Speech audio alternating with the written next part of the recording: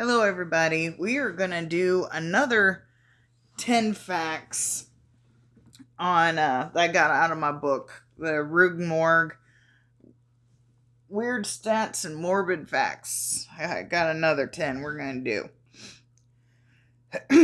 do. Excuse me.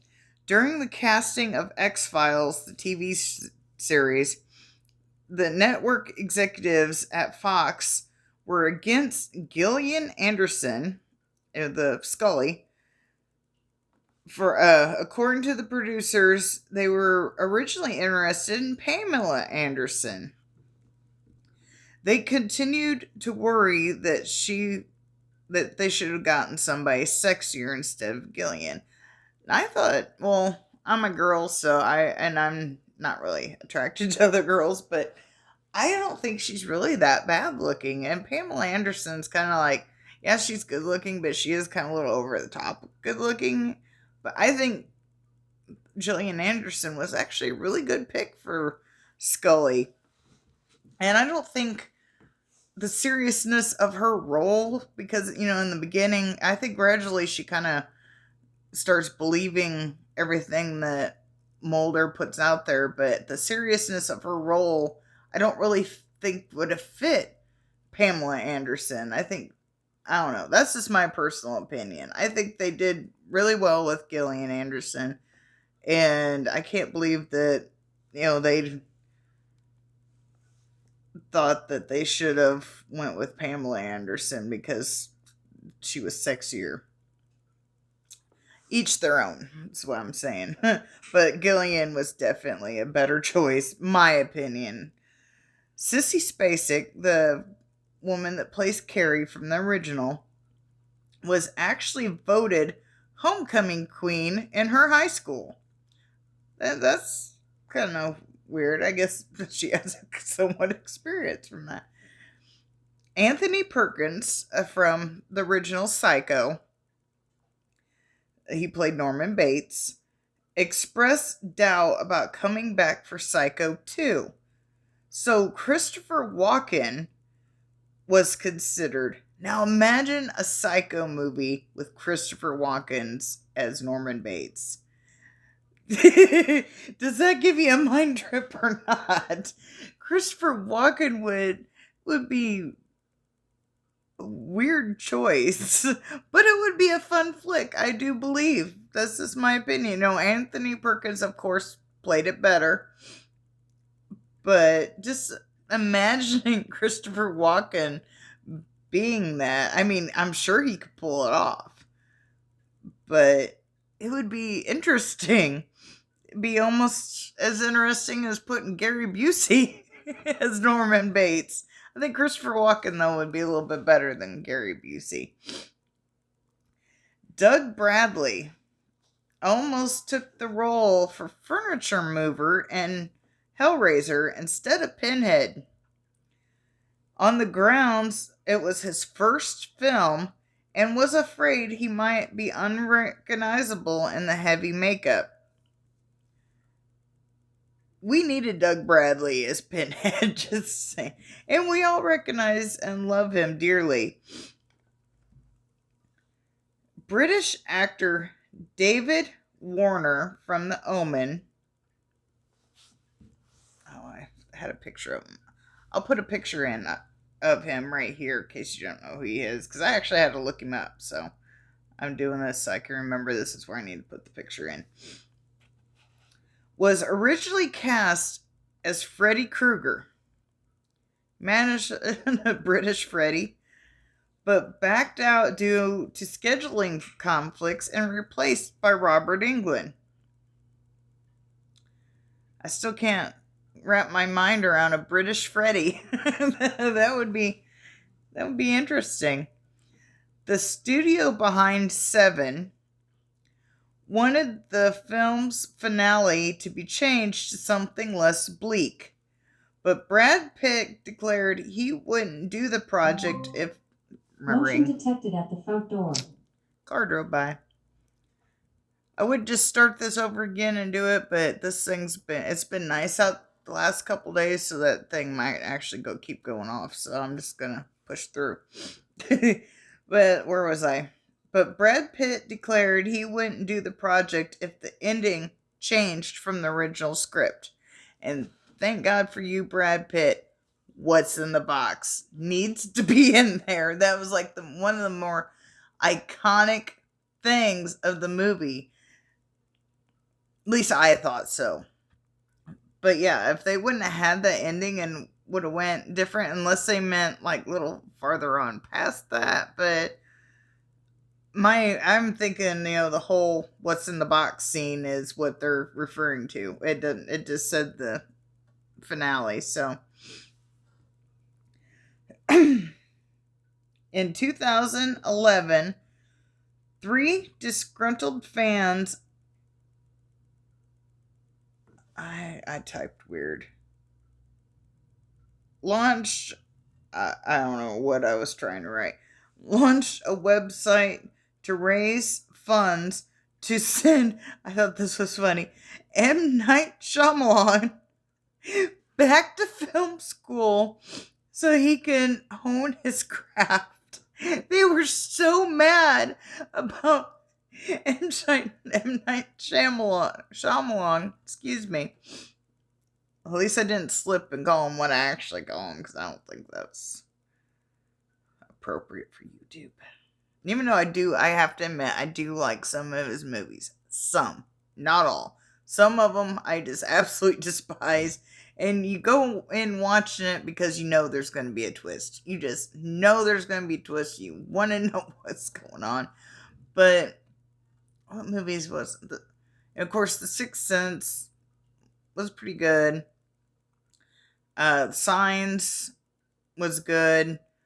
The Visit was okay. I mean, I want to say I own it, but I'm not sure. There's something about Vanishing on 7th Street. I like that. I'm on the fence about The Happening. I'm like, I kind of like it, I kind of don't.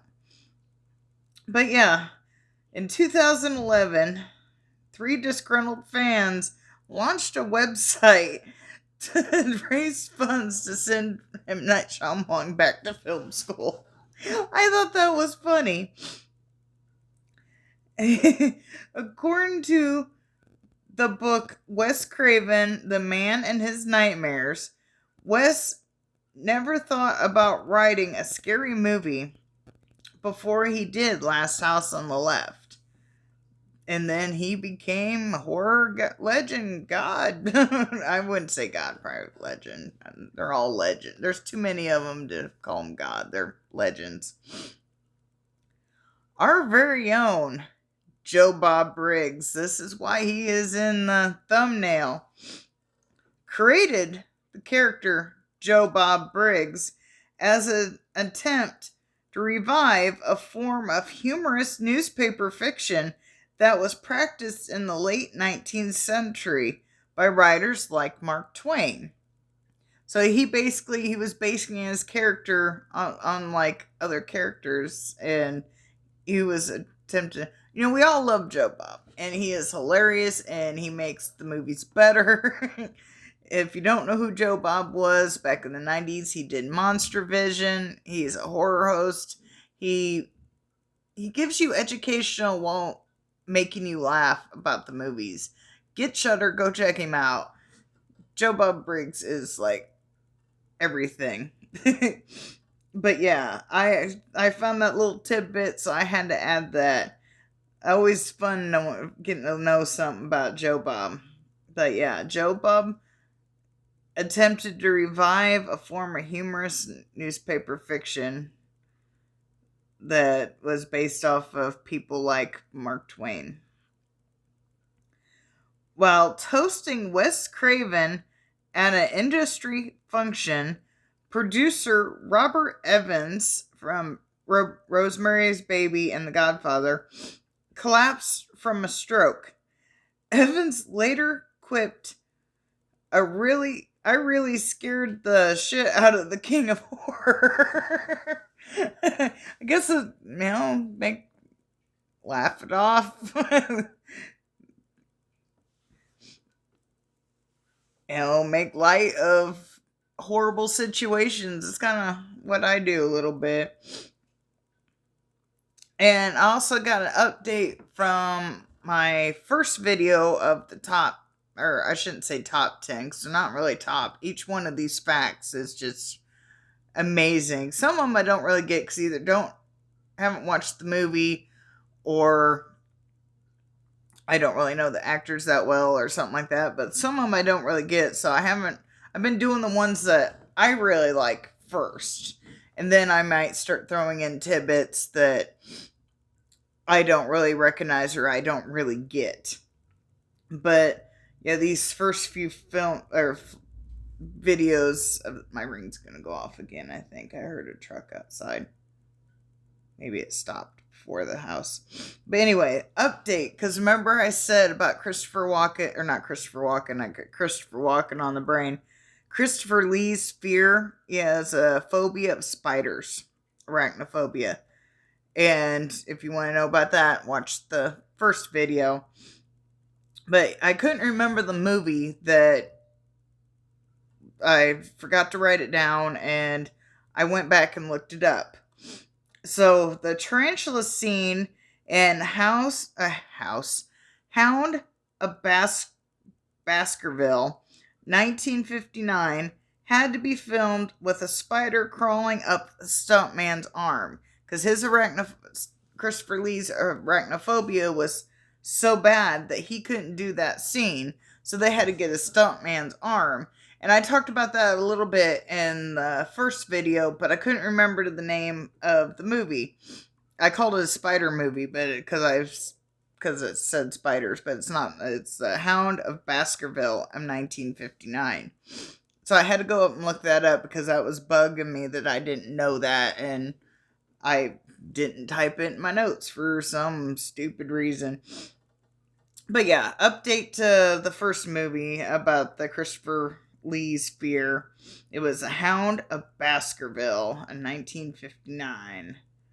Makes me want to go see that movie now. I'll have to look it up, see if I find it anywhere. I love watching the old movies. But that is the end of the facts today. Let's set my tablet down.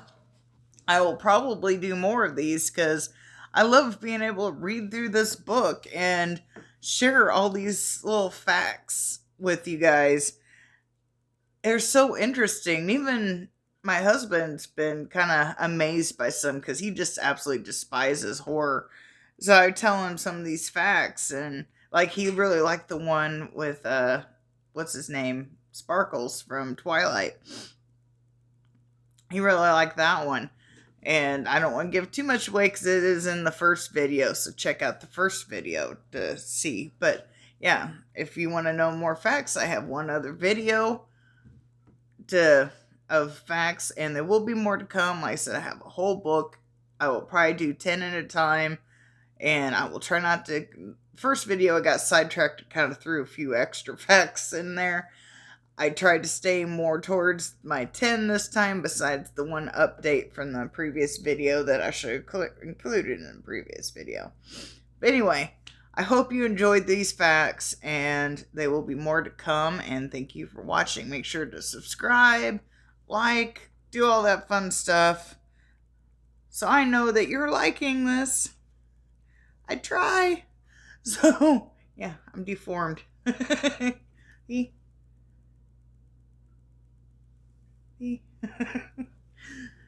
My grandma said I had hitchhiker's thumb. But anyway, go check out my other video. Have fun watching. I have no idea why I showed you my freakish fingers. And have a good day.